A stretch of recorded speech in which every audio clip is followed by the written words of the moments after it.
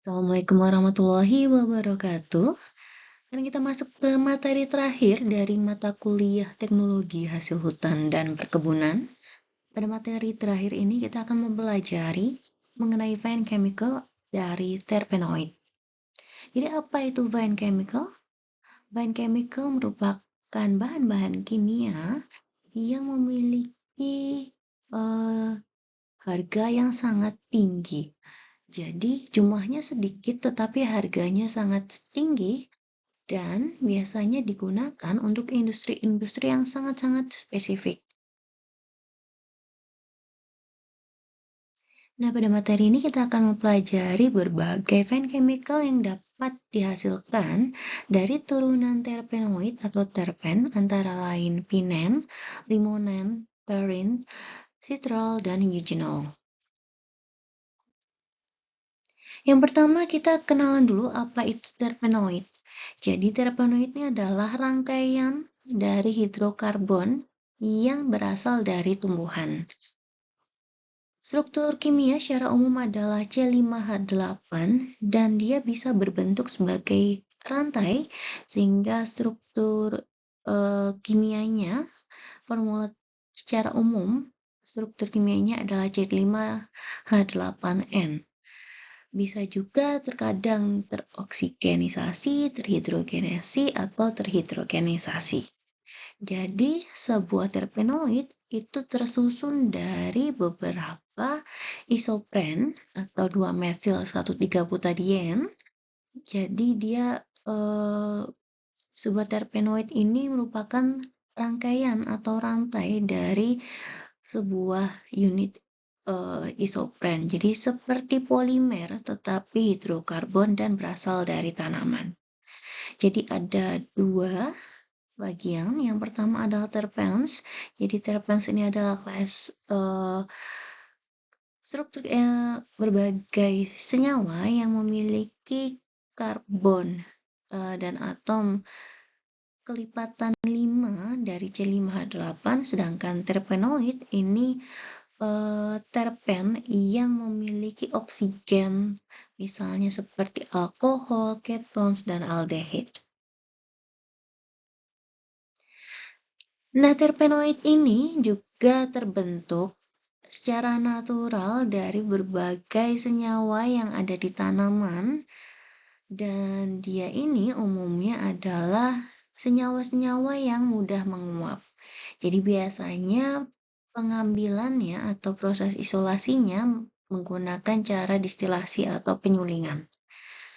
Dan biasanya banyak kandungannya banyak ada di daun, di buah, atau di bunga. Misalnya citrus, eukaliptus itu beberapa senyawa yang memiliki bau dan dimanfaatkan sebagai essential oil itu biasanya adalah senyawa-senyawa terpenoid. Nah, di sini adalah penggunaan terpenoid di essential oils. Jadi banyak sekali essential oil yang basis senyawanya adalah basis senyawa terpenoid. Yang pertama adalah pinen yang berasal dari pohon pinus yang sudah kita pelajari minggu lalu, kemudian peppercorns, kemudian rosemary yang memiliki kandungan karin, kemudian citrus lemon memiliki kandungan limonin, kemudian lavender memiliki kandungan linalool, atau mint juga memiliki kandungan linalool, kemudian orange peel atau buah jeruk, kulitnya mengandung terpeneols, kemudian lemongrass itu memiliki kandungan nerol, kemudian bunga mawar dan juga anggur memiliki kandungan geraniol. Jadi umumnya senyawa-senyawa yang memiliki bau kekhasan itu merupakan senyawa-senyawa terpenoid yang dia mudah untuk menguap, sehingga biasanya kalau kita ambil dari minyak sereh atau minyak-minyak atsiri itu merupakan terpenoid, sehingga pengambilannya biasanya menggunakan proses distilasi. Merupakan sifat-sifat umum dari terpenoid. Yang pertama, umumnya adalah tidak berwarna, kemudian memiliki bau yang khas atau fragrant liquids yang biasanya lebih ringan dari air dan volatil dengan steam. Jadi proses pengambilannya dengan cara distilasi.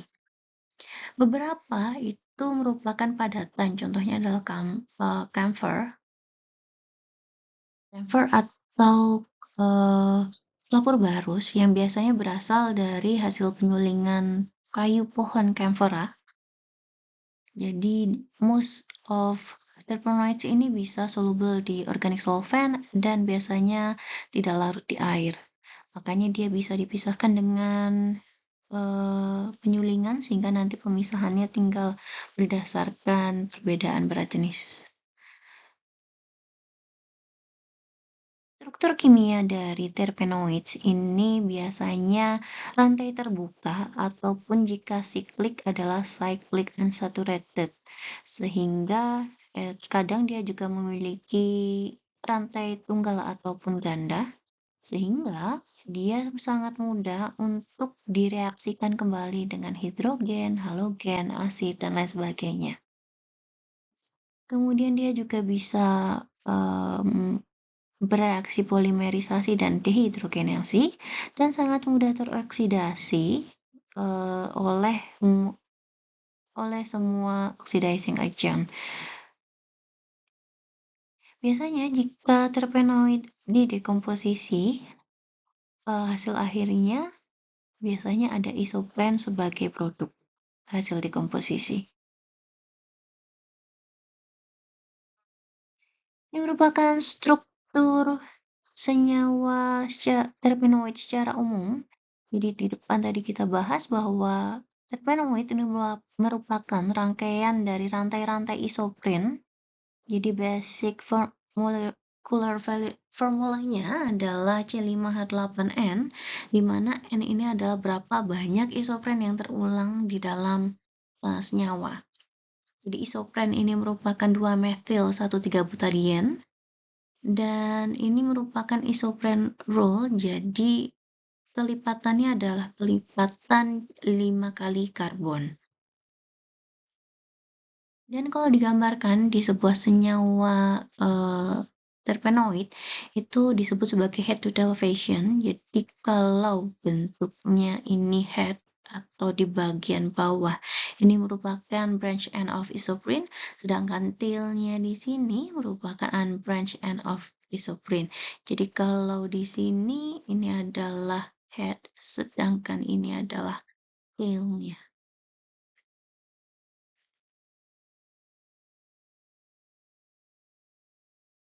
Contoh lain adalah di sini ada head dan tailnya, misalnya pada alpha farnesen, ini adalah terpenoid yang ada di lapisan lilin dari apel, kemudian di bawah ada squalene, ini merupakan sebuah senyawa yang biasanya ada di tanaman dan juga di manusia dan juga di hewan yang membantu dalam proses sintesis kolesterol, hormon steroid, dan vitamin D. Jadi tadi sebelumnya sudah kita bahas bahwa terpen ini merupakan isopren dengan rangkaian rantai panjang. Jadi karena rangkaiannya rantai panjang, jadi ada yang rantainya pendek, menengah, kemudian rantai sangat panjang.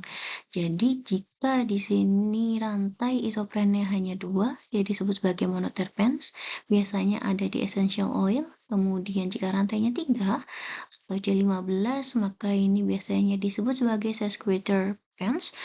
Biasanya ada di resin, essential oil, kemudian jika rantainya 4 kali itu disebut sebagai diterpenes, kemudian jika 6 triterpenes biasanya ada di resin dan latex, kemudian jika rantainya sangat panjang itu merupakan polyterpenes, biasanya ada di rubber dan gutapers. Nah, di sini karakteristiknya semakin rendah jumlah rantai dari isopren, maka memiliki boiling point yang lebih rendah. Kemudian, jika semakin panjang rantai terpen, maka dia memiliki volatility yang lebih rendah atau lebih sulit untuk diuapkan. Dan kita masuk ke salah satu terpen yang pertama, yaitu adalah pinen. Di mana pinen ini ada alpha pinen dan beta pinen. Struktur kimia dari pinen ini adalah struktur isopren yang berbentuk siklik. Biasanya didapatkan dari pohon pinus dengan proses distilasi.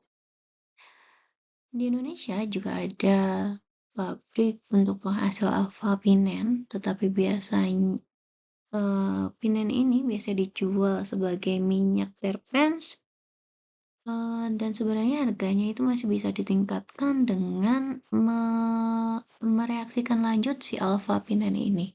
Jadi alpha pinen ini bisa direaksikan lanjut dengan proses isomerisasi, epoksidasi, isomerisasi dari alpha pinen oksida, kemudian hidrasi alpha pinen dan dehidroisomerisasi alpha pinen.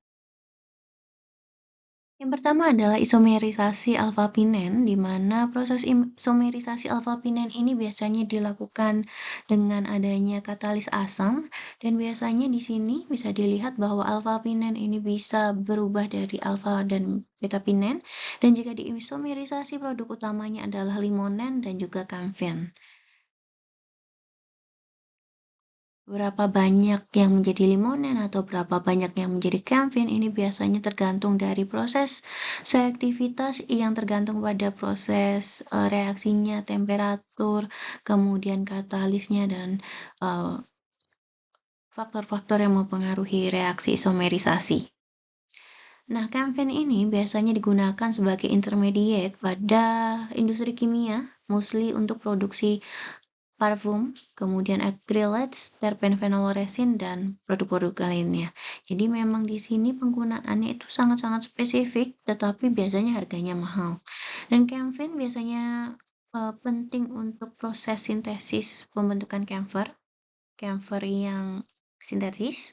Kemudian biasanya kalau camphor atau camphor itu sebenarnya ada secara di alam tuh ada dari pohon kapur barus atau Cinnamomum camphora, biasanya akan didistilasi kemudian dikristalisasi, tetapi karena kebutuhannya besar biasanya industri-industri akan membuat proses camphor yang sintetis kapur barus yang biasanya dibeli pack itu biasanya berasal dari proses bukan kapur barus yang dari pohon tetapi kapur barus yang didapatkan secara sintetis. Reaksi yang kedua adalah epoksidasi dari alfa-pinen. Jadi proses epoksidasi alfa-pinen ini menggunakan hidrogen peroxide, jadi bisa hidrogen peroxide atau peroxide lain.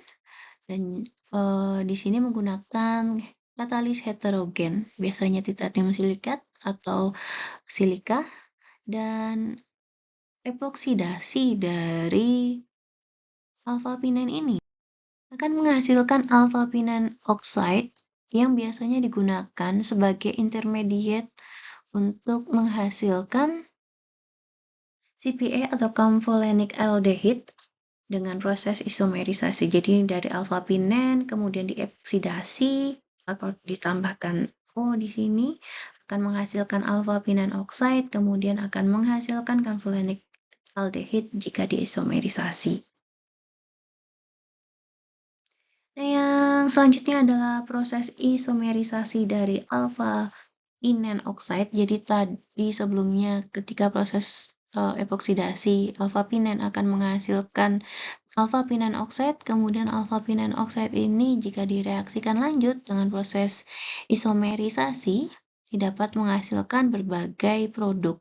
Di mana produk ini yang paling penting adalah camphorenic aldehyde. Ini biasanya digunakan sebagai intermediate proses pembuatan perisa dan chemical dari aroma-aroma seperti fragrance dari sandalwood, atau kayu cendana, dan juga biasa digunakan dalam industri farmaceutical sebagai uh, aroma dari obat. Jadi karena kayu cendana kan mahal, jadi biasanya akan dibuat dari produk yang lebih murah dan di sini alpha pinene ini jauh lebih murah harganya dibandingkan jika mengambil mensintetis mengambil bau dari kayu cendana langsung sehingga dengan proses isomerisasi dari alpha pinene kemudian eh, alpha-pinan oksida ini biasanya jauh lebih ekonomis dibandingkan jika harus mengambil dari sandalwood langsung. Selanjutnya adalah reaksi hidrasi dari alpha-pinen. Reaksi hidrasi dari alpha-pinen atau jika ditambahkan H2O ini biasanya dilakukan dalam sebuah proses distilasi reaktif menggunakan katalis zeolit dan akan menghasilkan alpha-terpineol. Di mana alpha-terpineol ini digunakan biasanya sebagai disinfektan untuk memberikan aroma pembersih, kemudian parfum dan perisa, etil selulosa, plasticizer sebagai solvent, dan yang terakhir adalah farmasi sebagai anti kanker, tetapi di sini masih dalam tahap percobaan. Yang terakhir adalah dehidroisomerisasi dari pinen, di mana proses dehidroisomerisasi ini produk utamanya adalah spesimen, dan spesimen ini merupakan produk intermediat yang penting dalam industri kimia sebagai solvent di industri pewarna sintetis dan juga varnish dan juga sebagai tambahan dalam industri pewangi atau parfum dan juga sebagai masking odor untuk industrial products.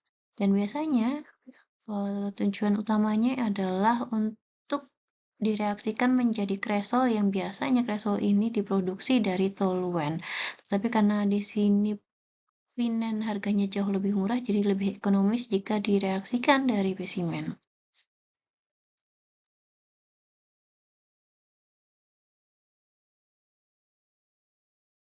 Produk yang kedua adalah limonen. Limonen ini biasanya ada di berbagai essential oil dan sumbernya adalah dari kulit buah jeruk atau citrus oils yang biasanya mengandung hampir 90% limonen.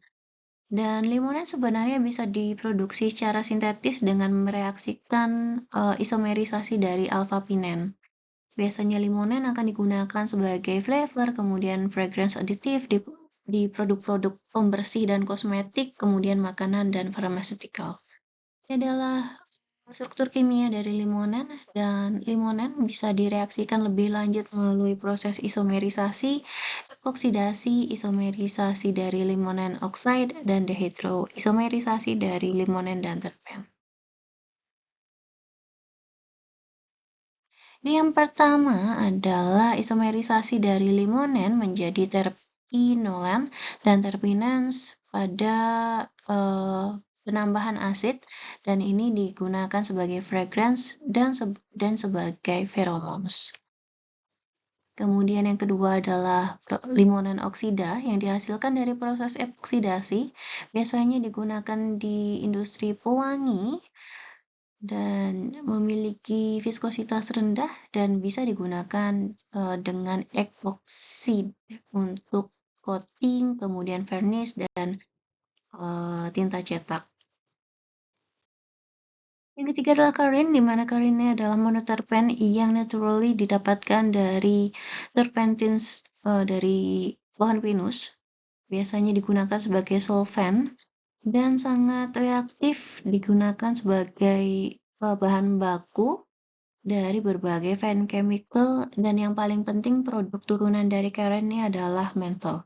Proses reaksinya bisa isomerisasi dari karin, kemudian karin oxide diisomerisasi dan proses hidroisomerisasi dari karin.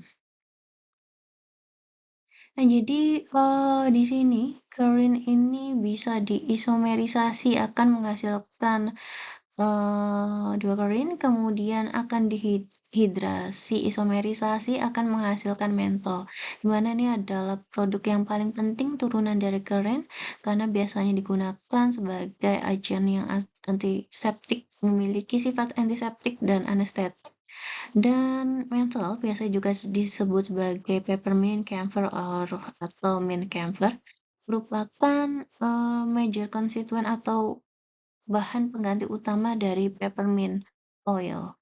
Jadi biasanya kalau makanan-makanan memiliki cita rasa peppermint oil, biasanya kalau cita rasanya merupakan cita rasa sintetis, biasanya menggunakan produk turunan dari menthol ini. Jadi di sini menthol ini memiliki cooling sensations ketika digunakan sebagai produk-produk lotion dan biasanya digunakan sebagai bahan baku untuk um, balsam yang memiliki sensasi dingin. Produk yang ketiga adalah citral. Citral ini adalah biasanya didapatkan dari lemongrass. Lemongrass oil biasanya konsentrasinya 60-80%, memiliki warna yang sedikit kuning dan bau yang khas, bau dari kalau bahasa Indonesianya lemongrass itu serai wangi yang biasa batangnya merah, didapatkan dari proses distilasi. Reaksinya adalah reaksi hidrogenasi dan reaksi oksidasi. Jadi oksidasi dari sitral dengan H2O2 ini akan menghasilkan melonal dari proses hidrolisis, dan melonal ini biasanya digunakan sebagai pewangi yang